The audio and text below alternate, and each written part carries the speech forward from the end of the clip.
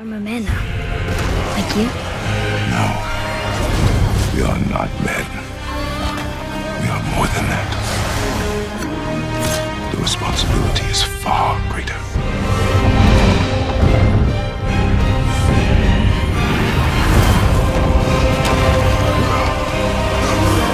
And you must be better than me. Understand? Behind me. Say it. You will be better.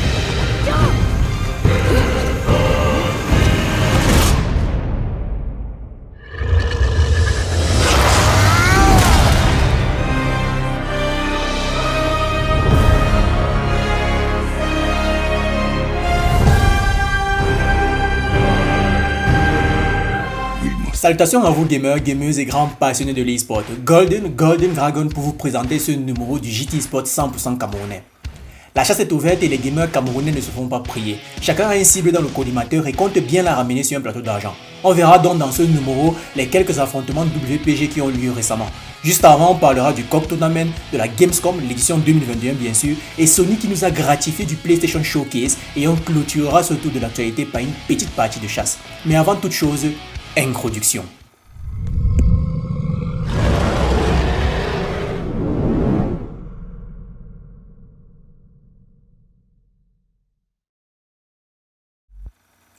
Le COG Tournament, Naruto Shippuden Ultimate Ninja Storm 4 s'est déroulé dans l'effervescence d'émotion totale. La recrue Buzzcop sur Naruto le cultivateur était sacré champion lors de cette toute première édition.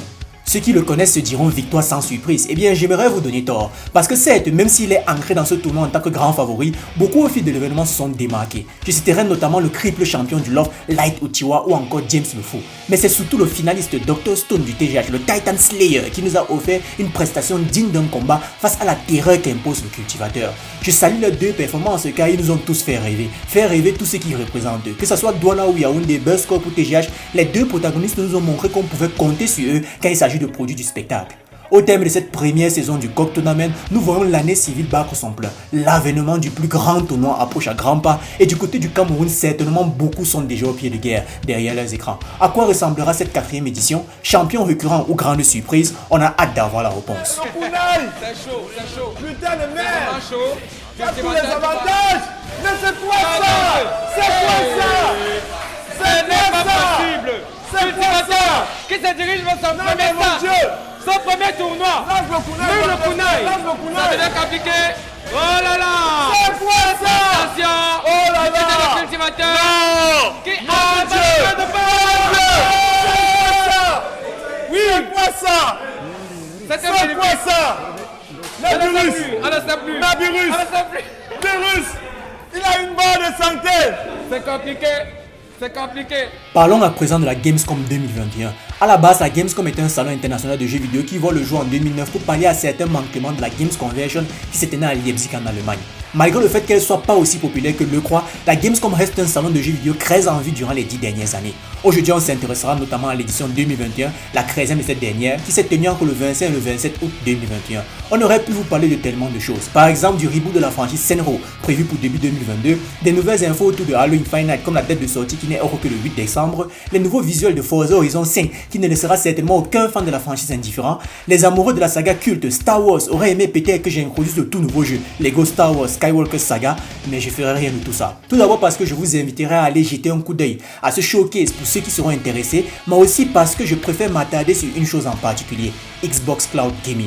Ceux qui savent de quoi il s'agit quand ils entendent cloud comprendront tout de suite qu'on a affaire à une plateforme en ligne qui nous permet de jouer à une liste de jeux limitée directement sur le cloud sans avoir besoin de télécharger quoi que ce soit sur son disque dur. Récemment, Google nous présentait Google Stadia et Microsoft ne comptait pas le laisser sans concurrence plus longtemps. Avec cette nouvelle fonctionnalité, il est possible de jouer à des jeux série XX directement sur sa Xbox One. Naturellement, le rendu sur le cloud variera considérablement en fonction de la plateforme qui l'héberge, mais n'empêche, on vit une époque révolutionnaire. Sign me up. I'm ready for cloud gaming right now. Let's do it. When's the release date? When does it release?